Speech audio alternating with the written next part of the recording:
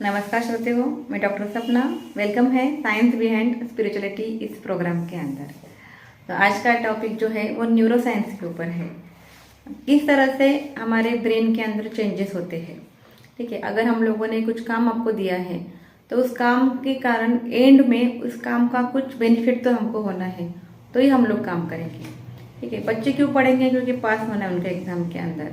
हम जॉब क्यों करेंगे? क्योंकि हमको पैसा कमाना है। ठीक है, हम लोग वर्कआउट क्यों करेंगे? क्योंकि हमको हेल्थ मेंटेन करना है। वॉकिंग क्यों करेंगे? क्योंकि बढ़ाना है हमको, हमारा हेल्थ प्रॉपरली करना है। खाना क्यों अच्छे से खाएंगे? क्योंकि हमारी इम्यूनिटी पावर बढ़ना है। वैसे ही मेडिटेशन क्यों करना है? मेडिटेशन करने से एक शांति मिलता है, सबको पता है। बट वो शांति तो कभी मिलता है, कभी नहीं मिलता है, ऐसे लगता है कभी कभी। मगर जब हमको साइंटिफिकली पता चलता है कि ये होने के बाद आपको ये फायदा होगा, तो वही फायदा क्या होने वाला है ब्रेन के अंदर का, आफ्टर मेडिटेशन वो बताने वाली हूँ। ब्रेन जो रहता है ना, ह्यूमन जो ब्रेन है, it is a complex structure. Okay, इसके अंदर बहुत सारे स्ट्रक्चर्स है। ओके, मेन फोर ब्रेन है, फिर कॉर्टेक्स है उसके अंदर, फिर मेन ब्रेन, फिर फोर ब्रेन, फिर हिंड ब्रेन है, सेरेब्रम है, सेरेबलम है। तो number of parts are there. वो हमको कुछ एनाटॉमी उसका देखने की जरूरत नहीं है, मगर जो पॉइंट इंपॉर्टेंट है मैं आपको उतना बताऊंगी। एक होता है, एक नाम याद रखो, न्यूरोप्लास्टिसिटी। ओके, ये क्या रहता है? तो meditation stimulate the several changes in the brain and that process is called as the neuroplasticity. ये जो चेंजेस होते हैं ब्रेन के अंदर कब मेडिटेशन करने के बाद, that changes is called as the neuroplasticity. अब क्या होते चेंजेस? तो जब हम लोग ध्यान करते हैं, ऐसा हार्वर्ड यूनिवर्सिटी में वगैरह प्रूव करके दिखाया है, जब हम लोग 8 वीक से ज़्यादा, ओके 8 वीक से ज़्यादा हम लोग जब MBSR करते हैं। MBSR यानी क्या? Mindful based stress reduction training to increase the thickness of the brain parts. Okay, mindful based stress reduction meditation है, एक प्रोसेस है। उसके अंदर क्या होता है, तो कुछ कुछ ब्रेन के पार्ट्स है, उनका थिकनेस पता चलता है। जब एजिंग होता है ना, तो वही ब्रेन के पार्ट का थिनिंग होता है। मगर जो लोग देखो बहुत एज होने के बाद बोलते हैं हम लोगों को याद ही नहीं रह रहा, मेमोरी पावर बहुत कम हो रहा है, चुप ही रोना आता है, या सामान हम लोग यहाँ पे रख देते हैं, फिर कहाँ पूछे तो हम लोग भूल जाते हैं, चलने में गेट अच्छे से नहीं रहता उनका, ओके गिर जाते हैं कभी कभी, सेंसेशन बहुत ज़्यादा बढ़ जाता है, एक्शन वो लोग प्रॉपरली नहीं ले सकते, यानी दिमाग अच्छे से काम नहीं करता, यानी मेमोरी अच्छे से काम नहीं करता, इमोशन अच्छे से काम नहीं करता, और उनका एक्शन अच्छे से काम नहीं करता। तो जब हम लोग ध्यान करते हैं, अभी आप लोगों को ध्यान की जरूरत नहीं होगी, क्योंकि आपका ये सभी करेक्ट है, क्योंकि because you are correct age में है आप लोग। अगर यंगस्टर है तो आपको लगता है कि मेरे को सब मेमोरी अच्छे से याद है, मेरे को इमोशंस पे कंट्रोल है, मैं अच्छे से एक्शन लेता हूँ, तो मैं किस लिए ध्यान करूँ? क्योंकि आपको अभी आप पैसा क्यों कमाते हैं? ठीक है ना, आपके पास पैसा है तो मत कमाओ, छोड़ दो पैसा कमाना। नहीं होता है ऐसा? नहीं, क्यों करते? फ्यूचर का प्लानिंग करते हैं ना आप लोग, क्योंकि फ्यूचर बुढ़ापे में मैं कमाए तो पैसा काम में आ जाएगा, मेरा पैसा बच्चों को काम में आ जाएगा, इतना सोचते हैं हम लोग भौतिक जीवन के लिए। तो हमारा उतना ही खुद के लिए भी सोचो ना, कि अगर मैंने ध्यान किया तो इसका बेनिफिट अभी के लिए मत सोचो, आप फ्यूचर के लिए भी सोचो। जब आप लोग बूढ़े हो जाएंगे ना, आपका एज हो जाएगा ना, उस टाइम में आपको अगर तब भी आपको यंगस्टर के जैसा लाइफ जीना है, तो आपको याद करना पड़ेगा कि आपको ध्यान अभी से स्टार्ट करना पड़ेगा। क्योंकि अगर अभी से आप ध्यान स्टार्ट करेंगे ना, तो न्यूरोप्लास्टिसिटी हो जाएगा, नंबर ऑफ चेंजेस हो जाएंगे आपके ब्रेन के अंदर, और आपका थॉट, आपका टी बोल सकते हैं, ओके ओल्ड एज टी बोल सकते हैं इसको। टी यानी क्या? T stand for thought, E stand for emotion and A stand for action. आपका ओल्ड एज के अंदर का टी भी अच्छा रहेगा। ओके, क्या है देखो, केस स्टडी तो बहुत लोगों के ऊपर किया है। यहाँ पे तो एक केस स्टडी है जो कि 8 वीक नॉर्मली रहता है, 8 वीक के ऊपर किया 16 पीपल्स के ऊपर। जब MRI before MRI after scan करने के बाद पता चला, बिकॉज ऑफ द मेडिटेशन से क्या हुआ है, ग्रे मैटर का डेंसिटी बहुत बढ़ गया है। ग्रे मैटर ब्रेन के अंदर रहता है, ठीक है। उसके बाद कुछ कुछ स्ट्रक्चर से ब्रेन के जहाँ पे भी चेंजेस हो गया, उनका नाम बोलती हूँ। सबसे पहले आता है pre frontal cortex. Pre frontal cortex यहाँ पे होता है। उसके बाद लिम्बिक सिस्टम के अंदर हिप्पोकैम्पस रहता है एरिया, उसका भी डेंसिटी, उसका भी डायमेंशन और उसका भी थिकनेस बढ़ गया है, ऐसा दिखाया गया है।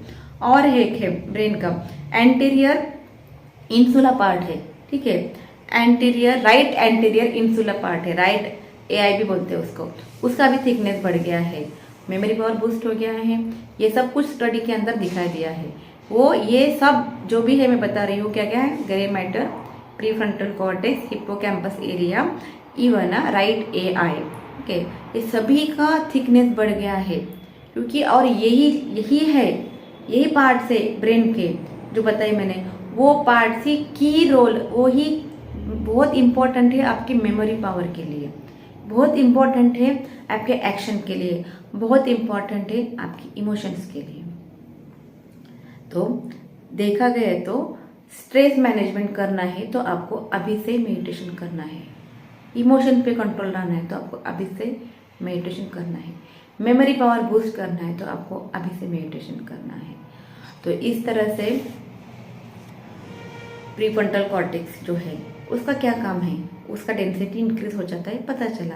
अभी हमारे सामान्य लोगों को कैसे पता चलेगा उससे क्या होता है? तो जो प्रीफ्रंटल कॉर्टेक्स है ना, उसको ही बोलते हैं पर्सनैलिटी सेंटर।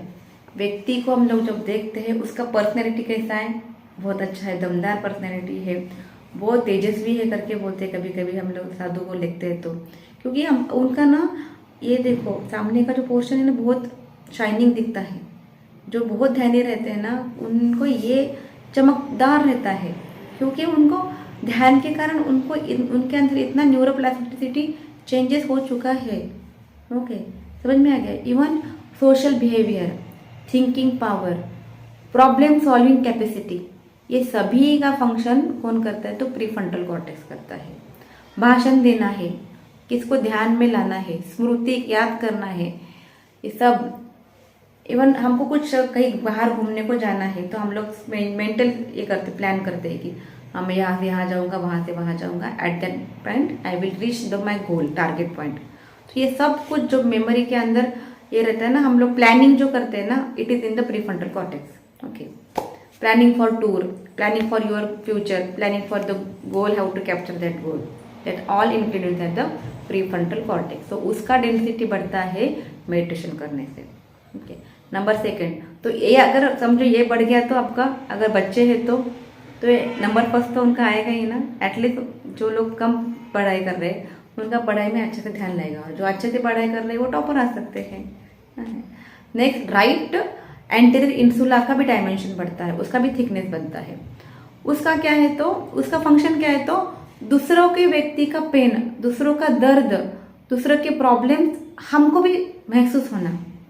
सामने वाला अगर गाड़ी से गिर गया है समझो, तो वो रो रहा है, तो वो रोना का कारण मेरे दिल में भी बुरा लगता है। बच्चा रो रहा है किसी और का, तब भी मुझे लगता है बाप रे उसकी माँ कहाँ है, तो मुझे दिल में बुरा लगता है। ये हमारे दिल में जो बुरा लगता है ना, it is because of your right anterior insula. Okay, तो सोशल प्रोसेसिंग और इम्पैथी इसके अंदर रहता है। Then function of hippocampus. Hippocampus is the area of the your limbic system. Okay, और उसका जो शेप है it is just like the hippocampus, horse shoe के जैसा है। ओके, हॉर्स, सी हॉर्स के जैसा है उसका, इसलिए इसको हिप्पोकैम्पस कहा है। अल्पकालीन यादों को दीर्घकालीन बनाना, छोटे से याद, मतलब वो क्षण ऐसा था ना मैं जिंदगी भर नहीं भूल सकता, वो ये काम कौन करता है तो हिप्पोकैम्पस करता है। स्थानिक और मौखिक स्मृति को मदद करना। ओके, अगर हम लोग कौन से प्लेस में गए हम लोग फिर से दोबारा, तो वो प्लेस में हाँ मैं पहले भी आके गया था 8 साल पहले, तब ऐसा ऐसा था, अब ये चेंजेस हो गया, ये पहले ऐसा था अभी ये ऐसा हो गया, ये कौन याद करवाता है? ये ब्रेन का एक पार्ट है, उसी को हिप्पोकैम्पस बोलते हैं। और किसी की बातों को याद करना जो पहले बहुत पुराने, कुछ बातें देखो हमारे दिल को लग जाते हैं, हमारे टीचर्स के रहने दो या किसी के रहने दो, क्यों लग जाते हैं बोले तो बिकॉज आवर हिप्पोकैम्पस एरिया। तो इस तरह से ये सभी स्ट्रेस मैनेजमेंट के लिए भी हिप्पोकैम्पस बहुत काम करता है, मेमोरी पावर के लिए काम करता है, इमोशंस के लिए भी काम करता है। तो ये जो भी है, hippocampus is one of the brain region which produce the new neurons. कितनी बड़ी बात है, that is the neurogenesis. Hippocampus area के अंदर नए नए न्यूरॉन के प्रोडक्शन होते हैं, उसी को न्यूरोजेनेसिस कहते हैं, और वो भी होता है मेडिटेशन ज़्यादा करने से बहुत अच्छे से तैयार होते हैं। तो this are the information today about the neuro science behind the meditation.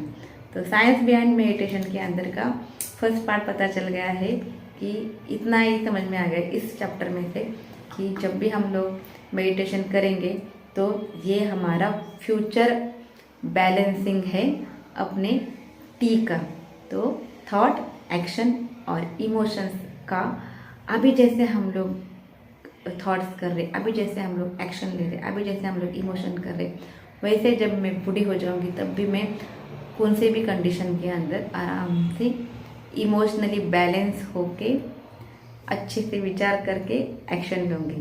तो be ready for your bank balancing of your with the help of meditation. Thank you very much. ऐसे जुड़ते रहिए, ऐसे नए नए टॉपिक सुनते रहिए और मेडिटेशन करना कभी ना भूलना। धन्यवाद।